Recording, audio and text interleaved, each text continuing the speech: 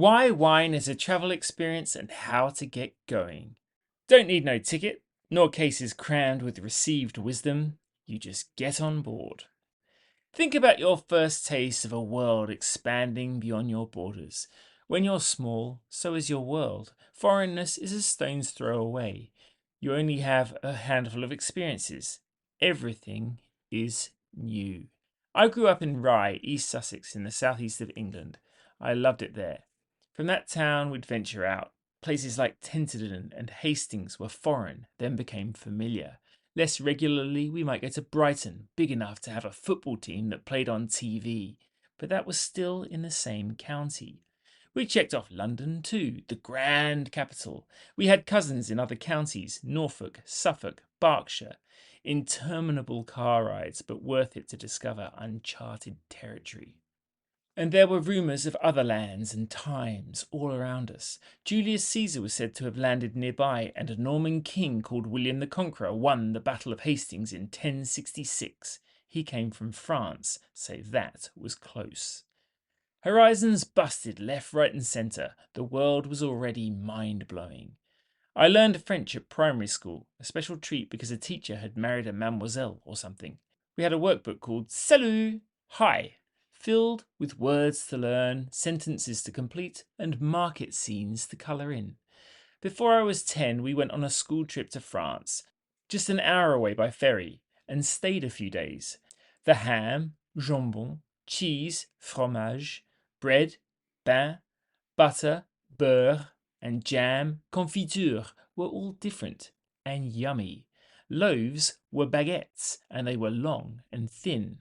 Best of all, they had things called croissants and bowls, not mugs, bowls of hot chocolate for breakfast. What was also cool was that if you said stuff from salut to grown-ups in France, they understood you.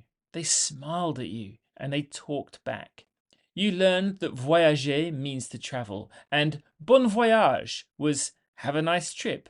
But why even bother saying that? Of course you were going to have a nice trip. Because travel was easy and fun. You just made it up as you went along, listened, copied, tried stuff, and it all fell into place. I'll be honest, I do not believe the wine world works like this.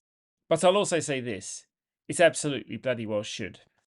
Sure, wine presents challenges, just like travel. You need a passport to travel, a smattering of local lingo, a handle on local customs, and the ability to whittle down options from the seemingly infinite to the feasibly doable.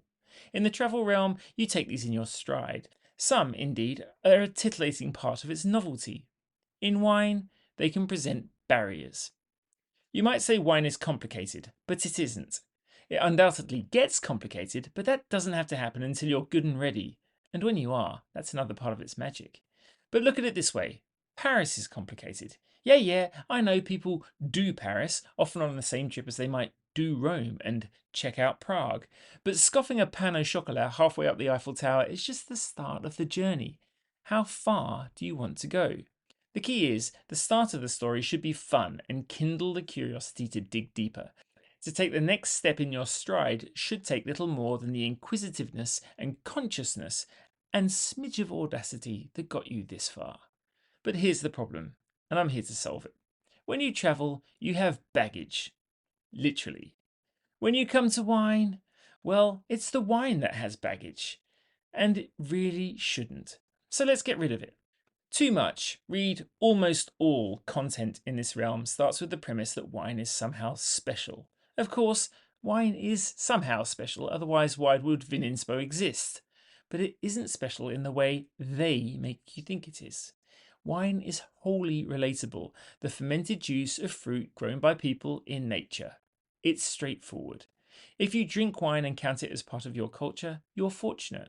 But again, you're not fortunate in the way they'd have you believe. You're lucky because you have the wherewithal to avail yourself of a drink that exists for pleasure. You won't die without it, but you have a good chance of living better with it. But here's the point.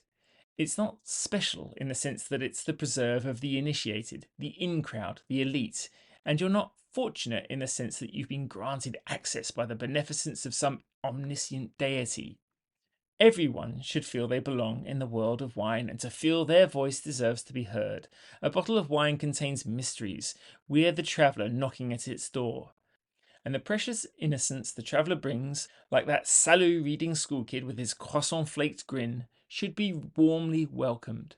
I've been showing outrageous kindness by strangers as I've travelled the world.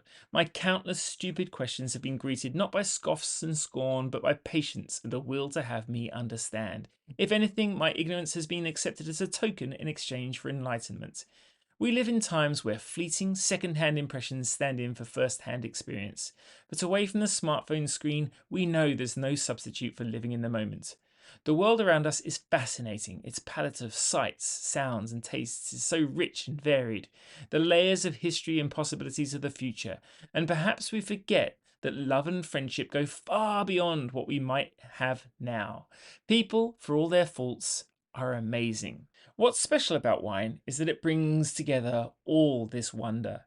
As with travel, there's no one set journey, no universal itinerary, no ultimate destination. There are endless, meandering, crisscrossing paths. Each is lined with sensations and surprises. To navigate them, just pay attention. Look, sniff, taste, listen, talk, learn. On the way, you might change your mind. That's fine. You'll get good advice, take or leave tips, and unwanted input. But, and here's the most important bit, the person leading the way is you. Every single step can be more rewarding than the last. Every prior experience illuminates the next moment. By paying attention to sensations and the worldly detail around wine, who made it, from what, where, when, how, you'll write your own inner travelogue. That journal you pen in your imagination informs and enriches future experiences. And, like the traveller emboldened to speak up and become immersed, it makes the world light up and open a little wider. Everything is new.